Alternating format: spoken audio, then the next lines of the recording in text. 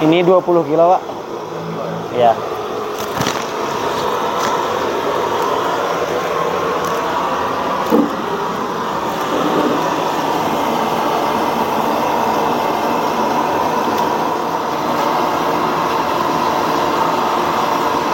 Nanti sampai matang itu, Pak? Enggak.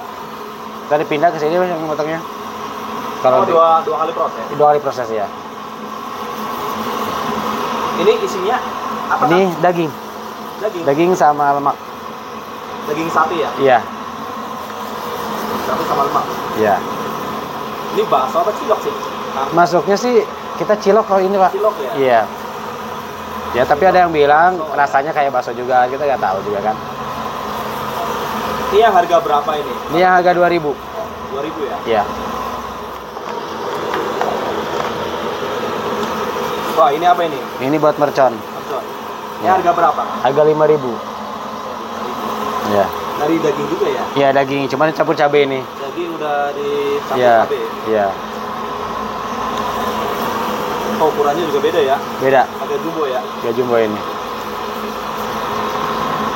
Ini persiapannya dari jam berapa kan? Dari jam 3. Jam 3 pagi? Iya, jam 3 pagi.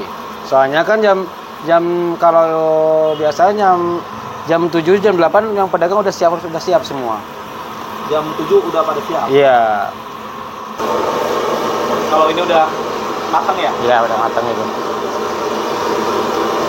Tandanya kayak gini, ngambang? Iya, ngambang. Assalamualaikum warahmatullahi wabarakatuh. Perkenalkan, nama saya Darwis. Di sini saya bisa dibilang sebagai owner cilok keras. Saya asli dari Sukabumi. Umur saya 35 tahun.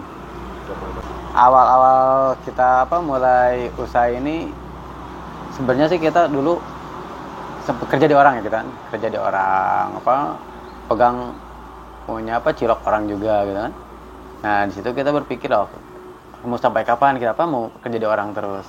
Nah, itu kan kita berusaha ya, walaupun pengalaman minim gitu kan, kita coba buka dengan otodidak lah, kita cari nyoba lah kita resep-resep dari YouTube, dari kita coba. Ya awal-awal mungkin kurang sempurna atau gimana, banyak kekurangan lah gitu, tapi tetap beranian aja gitu untuk bikin kan. Ya mungkin namanya kurang sempurna, awal kita kenalkan, awal kita pasarkan, banyak orang yang saya yang komplain, bahkan yang menghina juga ada gitu kan. Nah tapi dari kekurangan itu, dari orang yang ngomong yang menghina kita, jadi motivasi buat kita buat lebih baik gitu kan. Kita cari lagi, kita ngobrol sama temen yang memang kerja di bidang cilok juga, di bakso juga, gimana caranya supaya teksturnya bagus, rasanya enak, gimana kita ngobrol-ngobrol. Ya alhamdulillah sampai sekarang kita akhirnya nemu takaran resep yang pas juga gitu kan. Masih ingat dong itu pas awal buka sendiri berapa produksinya untuk itu? Waktu awal-awal buka itu nggak banyak sih, kita coba sekitar 1 adonan lah kayak gitu awal-awal. Ya nggak 1 adonan kita bikin.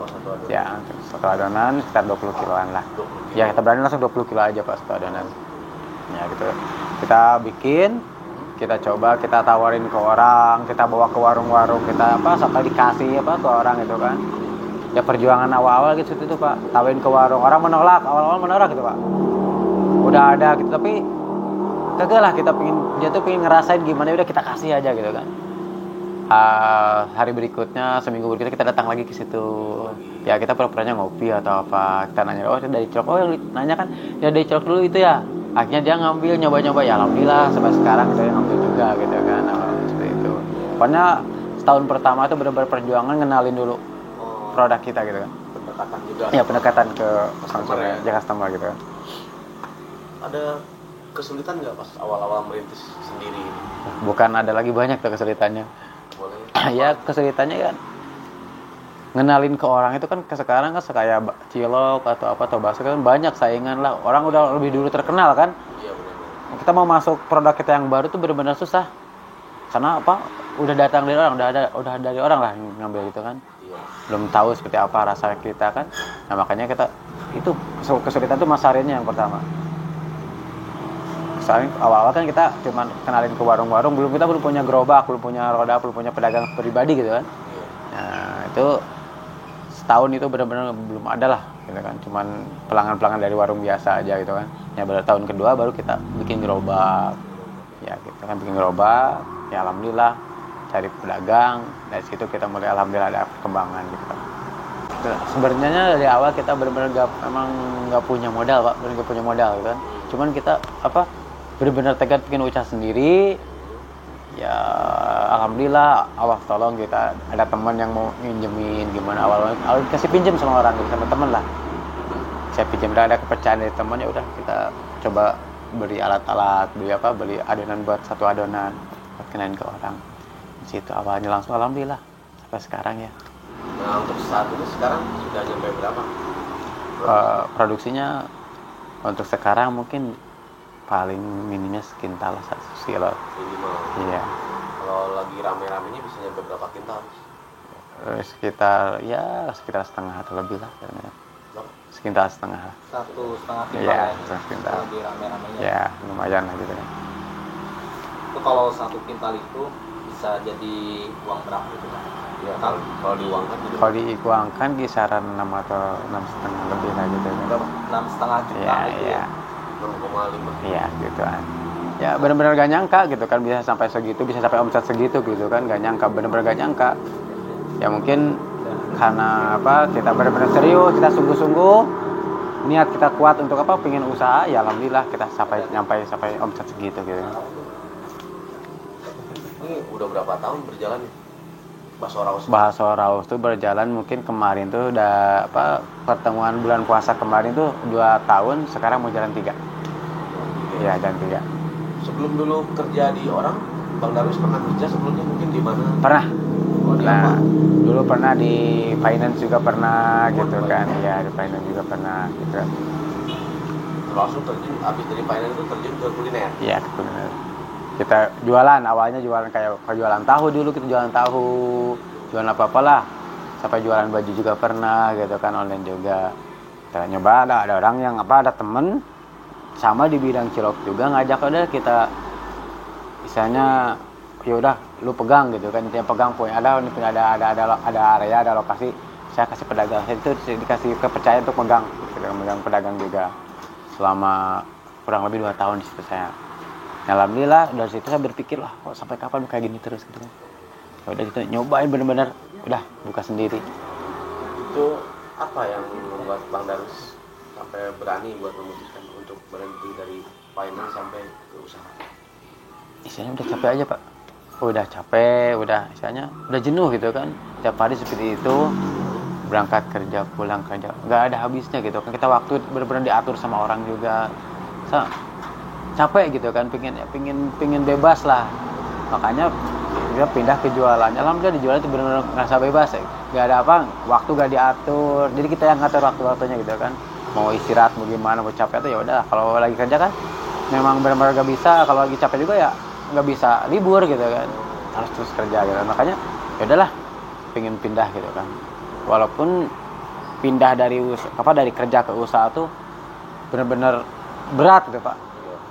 Saya ngorbanin pertama ngorbanin gengsi kita juga kan, dari biasa mungkin kalau kerja kan rapi atau gimana, kalau sekarang jualan kan mungkin juga kadang jualan pakai cuman celana pendek atau gimana kan, Bebas ya? iya, orang kan biasa manggil dari bahasanya bapak kembali ke amang kan, itu kan mental juga kan, benar-benar mental gitu kan. Sekarang ini untuk karyawan ada berapa kan? Kalau yang di sini yang bantu-bantu kita di sini untuk produksi itu 3 orang. Mungkin itu sama pedagangan mungkin sekitar 15 orang yang pedagang gitu. 15 orang. Iya. Berarti yang gerobaknya ada berapa sekarang? Ada 15. 15. Ya. 15. Itu tersebar dia? Ya tersebar. Untuk daerah Sukabumi mungkin daerah Pejampangan gitu kan, daerah Pejampangan ada beberapa titik. Dan rencananya mudah-mudahan dikasih kelancaran, Allah kasih rezeki, kita rencana membuka di Purwakarta juga, buka cabang Purwakarta gitu kan. Iya. Kita udah siap, roda udah ada, tinggal nyari orang yang memang kita percaya gitu kan. Itu manajemen karyawannya itu gimana kan? Itu gaji atau Sistemnya persentase Pak. Persentase ya. Dari penghasilan kan harga yang 1.000 berapa dari kitanya, yang 2.000 berapa, dia jual habis berapa, dari keuntungan di situ. Kalau misalnya itu jualan nggak habis, Bisa. Kalau yang nggak habis kita bawa ke sini lagi, masuk freezer, besoknya dibawa lagi. Besoknya bisa Ya, dijual lagi. dijual lagi, ditambah berapa. Cuman nggak harus benar masuk freezer, Pak. Soalnya kita nggak pakai pengawet, jadi kalau misalkan nggak masuk freezer itu pasti basi sehari juga. Oh, kekuatannya berapa hari kalau Kalau di freezer mau 1 bulan 2 bulan juga Kuat ya? kuat. Kuat ya? Yang penting beku di freezer gitu. Cuman kalau di luar nggak masuk freezer, sehari juga udah basi. Oh, normal 2 hari lah, sehari. 2 hari lah. Oh, normalnya 2 hari. 2 hari. oh Ya. nggak pakai ini ya? Iya, Pengawet nggak gitu pakai ya? bahan pengawet. Itu kan ini ngurus orang banyak. Nah, nih. gitu kan. Ada 15-an lebih orang. Iya, ya. Itu saya mau tanya nih, manajemennya gimana supaya orang itu enak kerja sama kita, tuh kitanya juga nyaman, yang kerja juga nyaman gitu kan. Ya, sebenarnya sih kalau dari karyawan mungkin dari beberapa orang atau dari setiap orang kan punya karakter masing-masing ya, punya pemikiran masing-masing. Nah kita tuh mungkin sebagai owner juga ya harus tahu ini orangnya seperti gimana sih, gitu kan, maunya karakter seperti apa, nah kita ikutin, gitu kan. Nggak harus sama semua, tapi kita kan kalau manajemennya harus sama, cuman untuk menanggapi seseorang tuh harus berbeda-beda. Karena beda karakter juga beda keinginan juga gitu kan. Cuman dia harus nggak boleh lepas dari koridor peraturan kita gitu kan. Cuman cara menghadapinya seperti apa gitu kan. So, kalau misalkan disamain mungkin bisa bentrok juga atau gimana gitu kan. Jadi harus ngatur dulu areanya seperti kemana, arahnya kemana, jangan sampai di pas jualan dia tuh bentrok.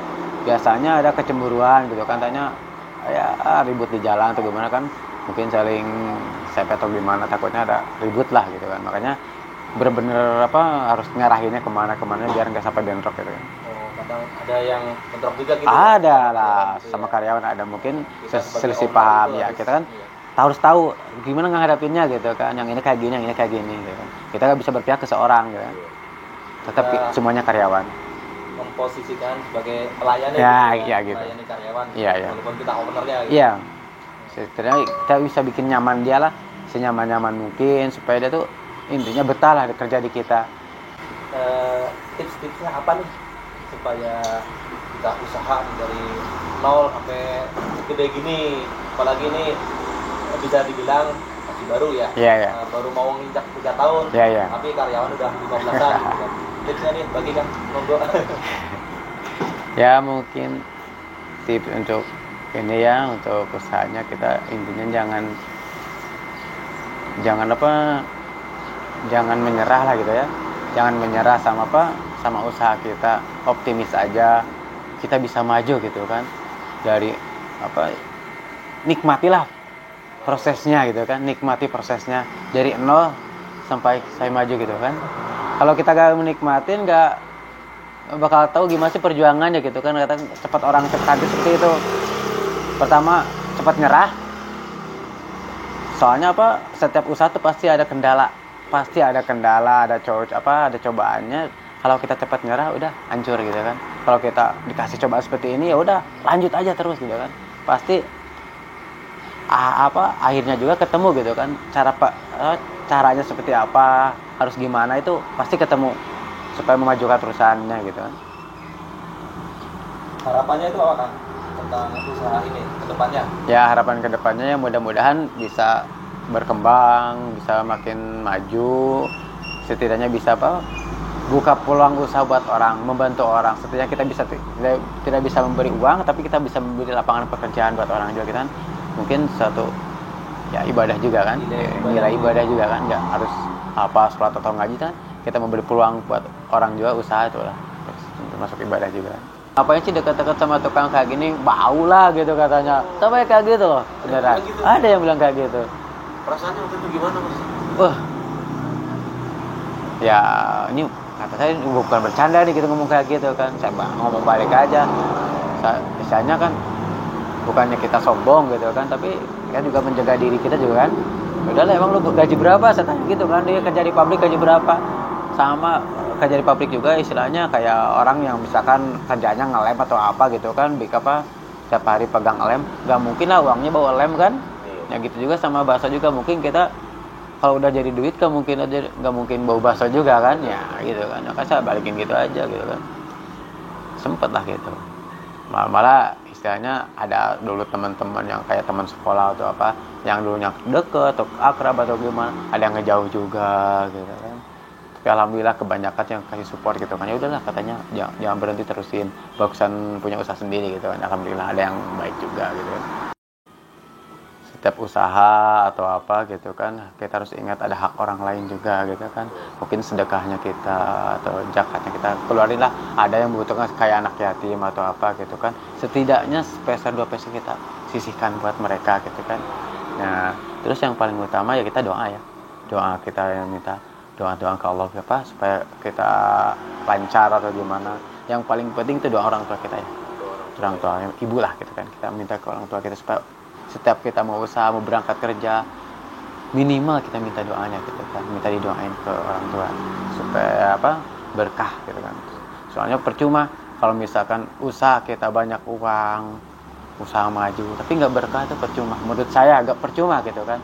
Kalau kita soalnya apa, usaha atau itu juga kan dicari keberkahannya gitu kan. Makanya jangan sampai lupa berdoa intinya udah minta doa ke orang tua kita, itu paling utama menurut saya gitu.